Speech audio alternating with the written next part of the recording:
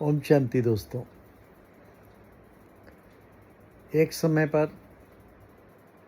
कहीं एक पुजारी था, एक मंदिर में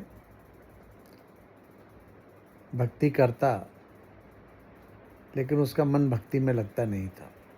कारण क्या था कि उसके मंदिर के थोड़ी ही दूर पर पास में एक घर था जिसमें एक वेश्या रहा करती थी।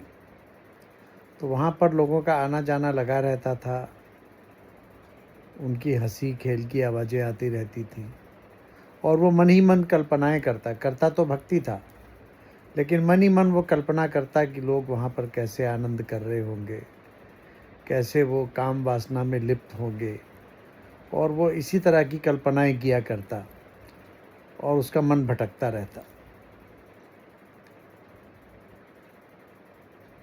संयोग से एक ही दिन दोनों की मृत्यु हो गई। एक ही समय पर यमराज यमदूत उसे लेने आए और उसे घसीट कर ले जाने लगे कि चल तुझे नरक में जाना है।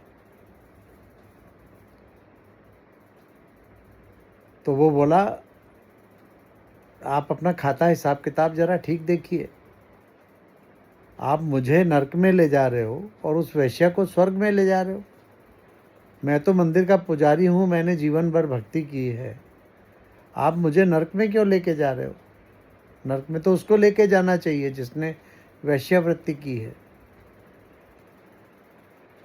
तो जो यमदूत थे वो जरा अचकचाए, भागे स्वर्गलोक की ओर और वहाँ फिर हिसाब किताब खाता देखा, कहीं कोई गड़बड़ तो नहीं हो गई। फिर वापस आए, नहीं बिल्कुल ठीक है, कहीं कोई गड़बड़ी नहीं हुई है, तुझे नरक में ही जाना है। उसने कहा ऐसा क्यों? उसने कहा क्योंकि तू भक्ति में रहता था, लेकिन तेरा मन तो सदा आसक्ति में ही रहता था। लेकिन वो वैश्यावृत्ति तो जरूर करती थी किसी मजबूरी के कारण, लेकिन वो मंदिर की घंटी की आवाज़ और पूजा की आवाज़ सुनती थी तो उसके मन में बार बार आता था कि अब काश कि मैं भी इसी प्रकार ईश्वर की भक्ति कर सकती, मैं भी अपने जीवन को सफल बना सकती। तो उसका मन भक्ति में रमता था, लेकिन उसे मजबूरी में वैश्यावृत्ति करनी पड़ती थी। इसीलिए वो तो जाएगी स्वर्ग में, तू जाएगा नरक में, क्योंकि तू मंदिर में रहते हुए भी आसक्ति में डूबा रहा, तेरा मन भक्ति में कभी लगा ही नहीं। दोस्तों, इसी प्रकार हमारा जीवन भी तो है। हम जो भी कार्य कर रहे हैं,